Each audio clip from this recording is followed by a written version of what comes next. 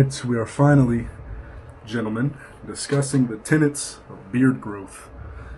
Shalom everyone, my name is Nakaraya. Today we're going to be discussing my beard guide and how to grow your beard in the most optimal way possible. So, the reason why this is an important topic specifically for me, I can already hear the people who know me personally just laughing because of how seriously I take beard care, is I made a prayer a little bit ago, not that long ago, about my hair, specifically my locks and my beard. And when you look into the philosophical and multiculturalism behind locks, they actually, one thing is certain and universal: locks are indicative of strength and wisdom. And beards are often associated with masculine wisdom. So also strength and wisdom.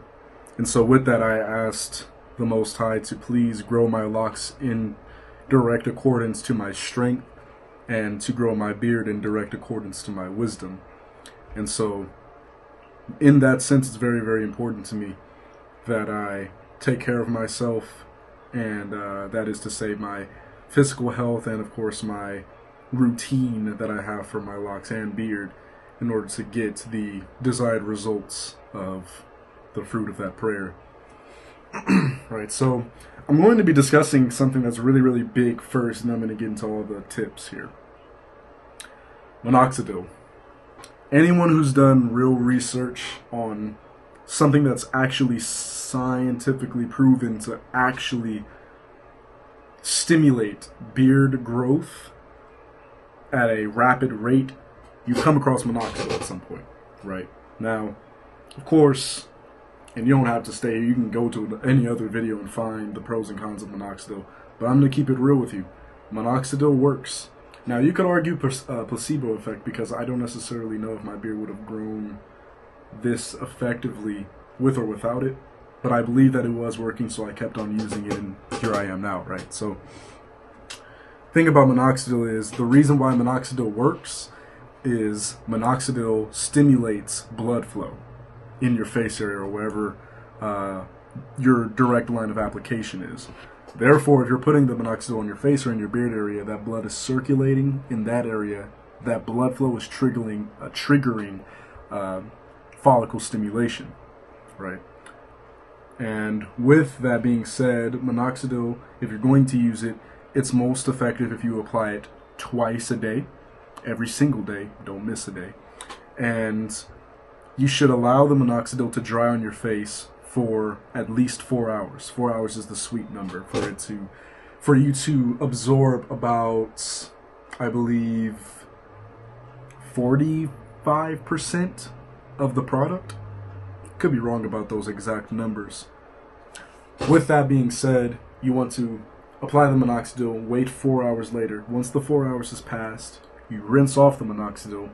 Once you've rinsed off the minoxidil, you put on whatever your choice beard oil is. You do that, you allow the beard oil to seep in to hydrate your beard follicles for another 4 hours. Once that 4 hours has passed, excuse me, you rinse the oil as well as you can. This is really important because you don't want the oil to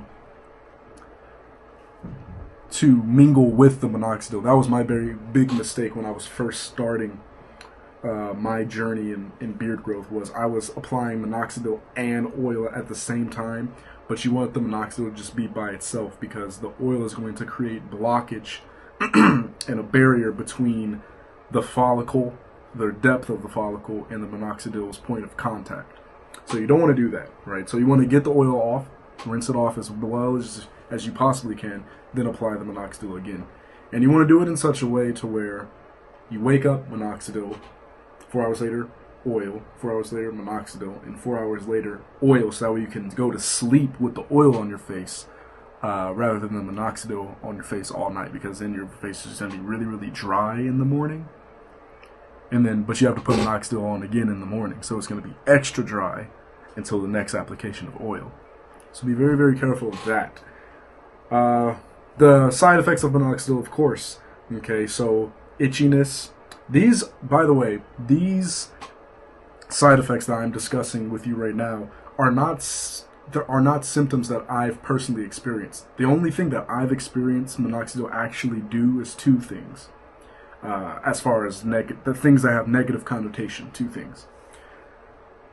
Minoxidil makes you grow hair in other places as well. So I also have a lot of hair on my ears and a lot of hair on my neck, right? And minoxidil also makes your face very, very dry, right? So those two things I'm pretty certain are going to happen to you, right? So I just be watchful of that. The other things, though, is because you're dealing with blood flow with minoxidil, not a lot of the times, but there is a certain percentage of individuals who experience heart palpitations with minoxidil. Be careful of that as well. There is, let's see, any other ones.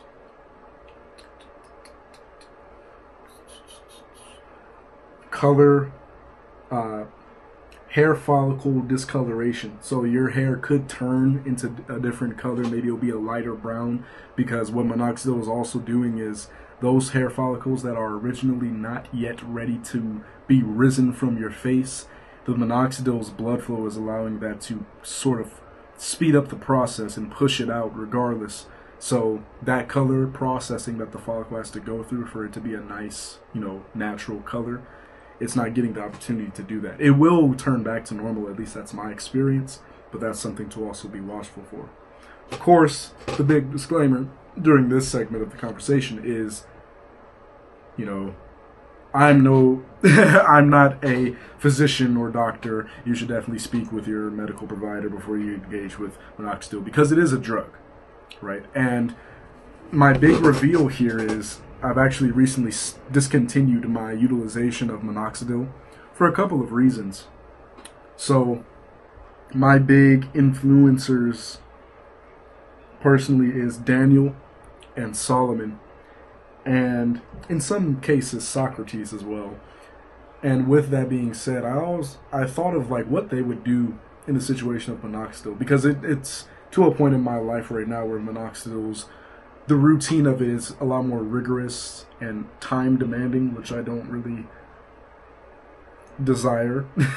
And so with that being said, I don't feel like dealing with the dryness and the rigorous routine and the fact that it's I'm putting chemical on my body and it's a drug, right? So in order to be absolutely drug free, I decided I'm just going to discontinue it and stick with my oils. I like the length of my beard at the moment, and I wanted to continue growing, but I wanted to continue growing through natural remedies and oils and whatnot. I think that that's the more natural, holistic, wise approach to it.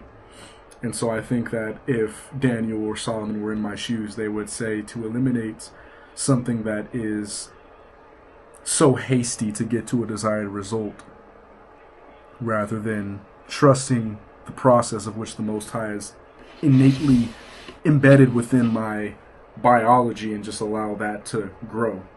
Good things take time, so to speak, right?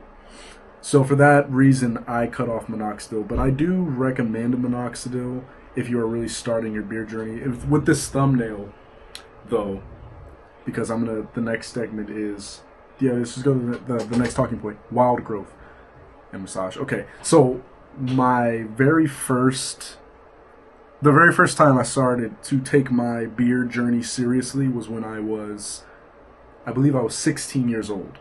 I was either 15 or 16. And what I decided to do was, there's this, do I have a bottle? I don't think I have a bottle in here. I don't think I do. That's unfortunate. There's a bottle called Wild Growth.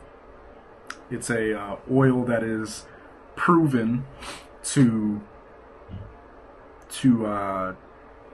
complement hair growth, right? So and then I read it. I was like, let me just read this thing. And the thing said verbatim, not verbatim. I'm gonna butcher it actually, but it said something along the lines of, people also use this oil to grow their eyelashes, their fingernails, which is interesting because I hate having long fingernails, and beard growth. So I was like, I'm 16, and I'm like, oh, let me just start using this, right? And I didn't do any research. Not that it was like a bad experience or anything. I actually really do recommend Wild Growth. It's really, really good. But I always recommend to do your research before you use a product. But I didn't do it. I was happy. I was like, oh, let me do this, because I started to see little vellus hairs on my chin. And one of my big recommendations for young men who are growing their beard, specifically on the more adolescent side, is if you're encouraged to grow your beard out, don't be discouraged by the individuals who are saying, you don't got no beard, man. You just got a little dirt, and you got a little whiskers on your chin, a little dirt on your upper lip, man. Just wipe the dirt off. When you hear that, just know that you're already in the journey, because that's the start of it, right? That is what you want to hear. That should encourage you. So with that being said, I was using the Wild Growth, and I think I was using it for about like 2-3 weeks. And on the thumbnail for this video, on the left side, you'll see when I first started my beard journey. I decided to. I was like, I'm going to just be taking pictures of my beard journey in my photo album. And I'm going to just take pictures for the rest of my life just so I can watch it grow, right? Like a plant. And so I took that picture when I was very first starting, and I saw that the Wild Growth was working. I was like, I got out the shower too, so my face was wet, and I saw how your hair look when it's like slicked down because it's wet. I was like, oh my goodness, this is amazing, right? So it's like, it was perfect, and I realized that Wild Growth was starting to work. Once Wild Growth, and I'm going to tie this back into minoxidil. Once Wild Growth started to work, once I started seeing that my face could yield hair, then I started using minoxidil, because I knew about minoxidil prior to me using Wild Growth. But what I didn't want to do was put minoxidil on my face when it was premature, right? Like, you don't want to put minoxidil on your face and you're like 12, right? You want to know that your face is actually ready to start growing the hair. Then you put on minoxidil. Okay? So that's what I recommend. Now, side tip after the Wild Growth is you want to massage. This is what I specifically am going to be doing now, because massage is the closest thing that you can get to minoxidil naturally, because massaging is going to get that blood flow, and it's going to be a lot more targeted, right? So massaging the oil in, it's also, so you're evenly distributing the product throughout your face, and you're working the oil in deeper into your pores and the follicle itself, right? It's just more stimulation, more blood flow, etc. Also, keep in mind, speaking of blood flow, this is kind of off topic, but I'm sort of an embarrassingly massive wealth of knowledge when it comes to beard growth. But typically, everyone is different, but typically, on average, men tend to grow their beard longer at their chin versus everything else. You can see I'm no exception, right? So my chin grows exponentially. Try to see if you can exponentially longer than the rest of my face.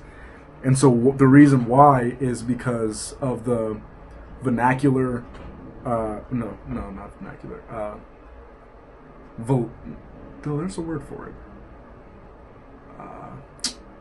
Vascularity, I believe the word is. Anyways, your vein, the structure of your veins that are in your face, the bulk of it is actually at your chin area. I also have this theory, it's about like gravity, right? Because all of the blood is just sort of pulling here, because the chin is the lowest part of your face. So the veins are really like right here. These are like the bulk of where it actually is. So if you massage that, you're going to stimulate it faster.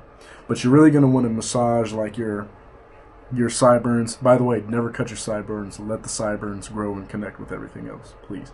Right? And massaging all of this, perhaps, and leaving this alone, so that way your cheek and sideburn area can actually catch up. Right? Let's see. Oh, another style tip. This is also biblically sound, because the Most High knows how to grow beards, obviously, so we should listen to his advice. It is in the book of Leviticus that you should not mar the corners of your beard. Now, what is the corner of your beard? The corner of your beard is this. All this, right? And that includes from this part to this part. You don't mar this, right? So you see almost every person who grows their beard makes this mistake. They cut all of this bottom beard, the neck beard is what it's called, off. And then so that way they can just have the cheek and the chin. Now the problem, especially when people start gaining more weight, you look like it's just like you have like a double chin, right? It's not attractive. It doesn't look good. It's not the correct way to actually grow a full beard, if that's what your approach is. Let the neck beard grow out. I would argue that the neck beard is actually more important than everything else because the neck part is where you actually get the volume. If all of my neck was going, I would literally just have like all of this, and I wouldn't have anything here to give it girth, right? So you need this. You need all of this. Okay, and massage all of that, including your mustache and your soul patch here. Massage all of that. You're going to be tempted. I made this mistake as well in regards to the soul patch. For those of you who don't know, that's the soul patch. Now, you're going to be tempted to cut all of this in here to get that nice clean look. That's fine. But if your goal is to have that, that Moses, Socrates, Christ-like beard, flowing beard, you're going to want to leave all of that because this is all going to contribute to the chin beard right here, which is like the bulk of the beard's foundation, right? So leave that. Consistency with maintenance. I worked on my beard every single day from the moment that I saw hair on my face. Every single day. Every single day. So you do want to be consistent, right? I get so many brothers like, man, like you look 40 is the oldest I've ever been mistaken to be, which is crazy. But I think that it's ironic because what I do believe is because beards give off the illusion of maturity, consistency and diligence is also a very mature concept to adopt, especially at a young age. So I think that it's very fitting. If you are very consistent with the maintenance of your beard and everything that comes with, because I'm going to move from this and go to a different talking point, stress management. Because here's another thing. This isn't even a talking point, actually. I just have to talk about I'm just going to be all over the place. It's probably going to be a very long video because there's so much to talk about. But stress management. Gentlemen, you cannot grow a full, healthy beard and be stressed out into a bloody oblivion. You cannot do it. Can't do it. I forget the science behind it, but stress has a negative, unhealthy stress just has a negative effect on pretty much the entire body, and I think that it's just a subsequent, or there's a word for it. It's just a byproduct, if you will, of just bad health, right? But basically, and it has a negative effect on your testosterone stress. So that being said, if it is genuinely difficult for you to manage your stress levels, you can take ashwagandha vitamins. That's what I do, as well as biotin. Biotin is another talking point, actually. Biotin. You need biotin. Now, when it comes to biotin, I'm actually going to talk about biotin and food right now. So there are a lot of foods that are really, really good for the beard. And it's funny, my family, they're going to laugh at this part because there's a lot of things that's really good for the beard, but they just don't sound like they would be. But I've done my research, so I know. Salmon, very good for the beard. Tuna, very good for the beard. Sardines, very good for the beard. Most fish is very, very good for the beard because it's fatty, right? Brazil, I need to get back on this. You know what? I should start doing this again. I'm going to put y'all on. Brazilian nuts. Some Israelites may call them nigga toes. That is super. So that, if I'm not mistaken, it helps with your DHT levels, which is your. I forget what the acronym stands for, but it's D something testosterone. But it's the direct variant of, or it's the specific variant of testosterone that has a direct effect on beard growth. It increases it or boosts it, right? So, Brazilian nuts, get those. Eat at least 2 a day. Matter of fact, I think eat 2 a day. Because another thing about biotin is, you might, if you're taking biotin as a supplement, which I do as well, I only take biotin and ashwagandha. I don't think you need any more than that. You could get collagen as well, but I don't really think it's that necessary. But what was I gonna say? Biotin. If you're taking biotin, you might think, oh, like I'm just gonna take more than the recommended dosage. Don't do that, because it's not gonna have a negative effect on you. Well, it is, because you're just doing it for pretty much no reason. There's a specific amount of biotin that your body can intake per day, and if you exceed that limit, the rest you just urinate out, or defecate out. It's not helpful. So what you're doing is that supplement that you could have used for another day to extend the longevity of that bottle, you've just drained it for absolutely no reason. Don't make that mistake. I've done it, so that way you don't have to. Okay. Exercise. Exercise is very, very important because testosterone is very, very, very important. Okay. Now, excuse me. Let's do that. Now, with exercise, specifically strength exercise, is going to give you the best results in regards to T levels and beard growth. Okay, so that is lifting weights and also calisthenics as well. If you want to get a more in-depth strength-based exercise using calisthenics, for those of you who don't know, calisthenics is the exercise that's targeted towards your own body weight. That is your good old push-ups, which I am the push-up advocate. Push-ups, sit-ups, pull-ups, running, jumping, squatting, everything to do with just free body weight and motion is under the category of calisthenics. You can do push-ups very, very slowly, or the 1-rep push-up as I like to call it, and that's still a form of strength exercising. Running is also really good because it promotes cardiovascular health, and that is to do with blood flow, because it's cardio is targeted towards the heart, right? So running is very good as well. Taking walks. Walks is really, really good because that ties into physical exercise, and walks have a emotional significance in targeting stress levels. People actually do feel better when they're walking. Okay, so walking is really good too.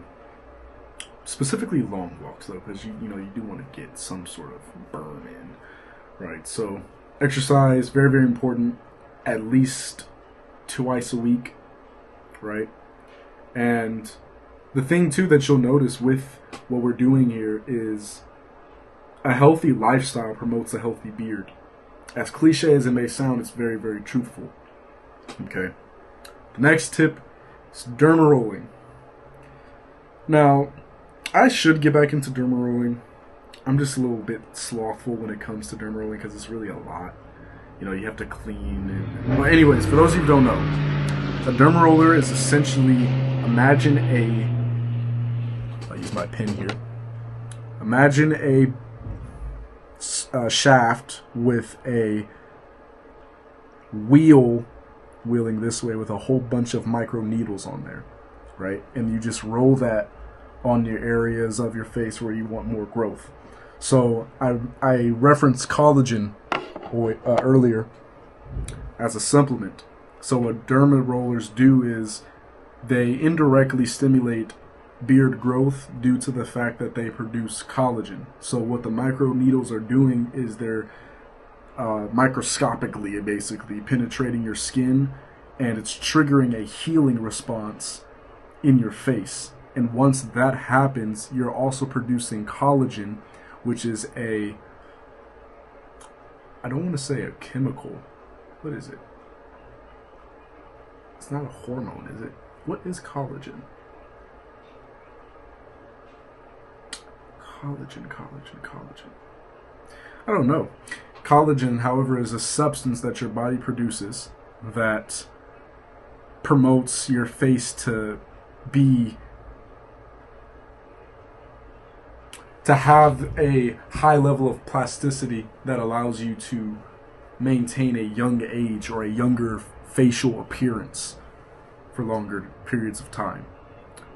But we don't care about that. We care about the beard growth. So it also, because of that healing response, it promotes blood flow as well. So you're getting the simultaneous responses of beard growth and youthful appearance in your face when it comes to derma rolling. That's why you also see people roll like this, the high up part, which I never understood. I'm like, just give me all this, right? But derma rolling, however, is very tedious, right? Like you have to disinfect it before you use it on your face, and then after you use it on your face, you have to wash it and dilute it with alcohol for about 5 to 10 minutes, and then after that, you have to wait for it to dry before you store it. It's a lot. You only have to do it depending on the size needles that you use. I recommend if you're just now beginning it, you can use 0.25, I believe. 0.25 millimeter. I believe that's the smaller one. You're going to use the 0.25 millimeter if you're a beginner. And if you have like a nice, decently sized beard such as myself, you're going to use a 0.5 millimeter. I believe that. That sounds weird, but I believe that that's how it is. It's been a while. But the longer your beard, the longer the needle you're going to want, because you're going to need eventually your beard is going to be so long and thick that the smaller needles they're not going to be able to reach, so you're basically going to be jamming it into your face in order to get some sort of puncture, which is stupid. Now, when it comes to the longer ones, you do want to be careful because you can actually stab yourself. I've done it. Don't do it. It's not fun. Okay, so derma rolling. Very good. You have to do it twice a week. If you have the smaller needles, you can do it 3 times a week. You can get away with that if you're just so desperate for it. Some people think it feels good. I don't think it does. It feels weird. Okay. And also, you're going to want to listen to a derma rolling video, but you're going to want to do it in a cross formation. So horizontal and vertical all throughout your face. And be gentle, because you don't want these like cat scratch looking marks on your face because you're doing it too quick, right? Alright, we've already discussed food. Sunbathing. Sunbathing is so important, especially if you're an Israelite. You know we're made for the sun, right? There's so many benefits in regards to sunbathing, and beard growth just so happens to be one of them. But I'm talking beard growth, I'm talking hair growth, I'm talking melanin production, I'm talking mood, increased better mood. I'm talking hormonal balance. That is to say, if you're a female watching this video for some reason, and so you have your main hormone is estrogen, so you're going to have a better hormonal balance of estrogen in your body when you sunbathe. Likewise for the males, for testosterone levels. Now you're targeting a couple of things there when it comes to sunbathing for your beard growth. One, you're attacking beard growth as well, because sunbathing increases blood circulation. You're increasing your mood, so we talked about stress earlier. You're increasing hormonal balance, which is good for testosterone. You are, let's see, what are some other benefits of the sun?